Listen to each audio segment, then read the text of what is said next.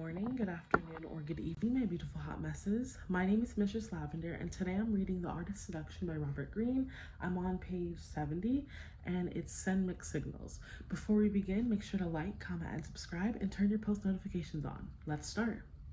Once people are aware of your presence and perhaps vaguely intrigued, you need to stir their interest before it settles on someone else.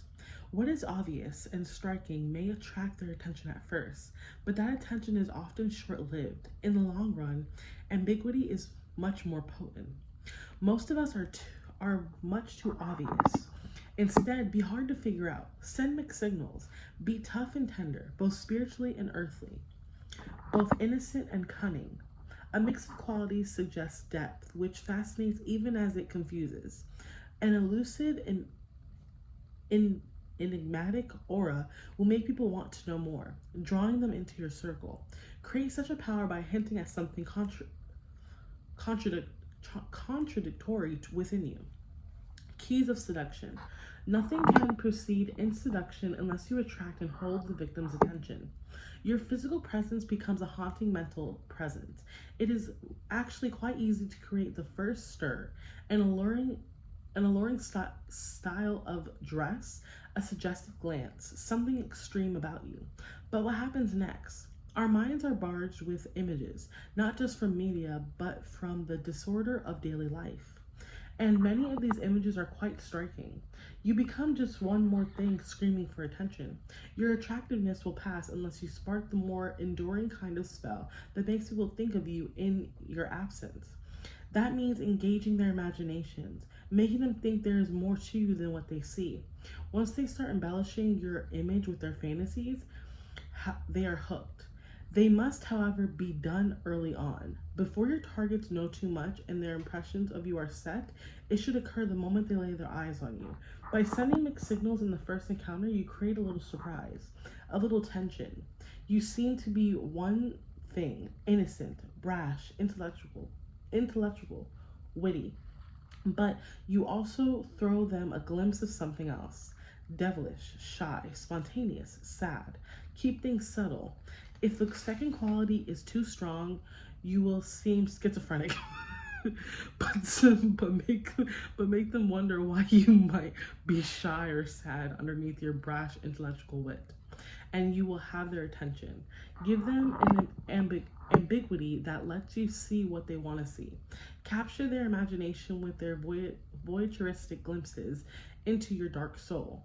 To capture and hold attention, you need to show attributes that will go against your physical appearance, creating depth and mystery. If you have a sweet face and an innocent air, let out hints of something dark, even vaguely cruel in your character. It is not advertised in your words, but in your manner. Do not worry if this under quality is a negative one. Like danger, cruelty, or immorality, people will be drawn to the enigma anyway, and pure goodness is rarely seductive. Remember, no one is naturally mysterious, at least not for long. Mystery is something you have to work at, a ploy on your part, and something that must be used early on in the seduction. Playing with gender roles is kind of an intriguing paradox that has a long history of seduction. The greatest Don Johns have had a touch of prettiness and femininity, and the most attractive courtesans, I'll find out later, have had a masculine streak. The strategy, though, is only powerful when the underquality is merely hinted at. If the mix is too obvious or striking, it will seem bizarre or even threatening. A potent variation on this theme is the blending of physical heat and emotional coldness. Dandies like Beau Brummel and Andy Warhol combine striking physical appearance with a kind of coldness of manner, a distance from everything and everyone. They are both enticing and elusive, and people spend lifetimes chasing after such men, trying to shatter their unattainability. The power of apparently unattainable people is devilishly seductive. We want to be the one to break them down.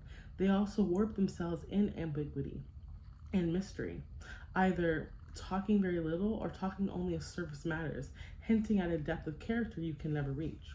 Perhaps you have a reputation for a particular quality, which immediately comes to mind when people see you. You will better hold their attention by suggesting that behind this reputation, some other quality lies lurking. No one had a darker, more sinister reputation than Lord Brian. What drove women wild was that behind his somewhat cold and disdainful exterior, they could sense that he was quite romantic, even spiritual. Brian played this up with his melancholic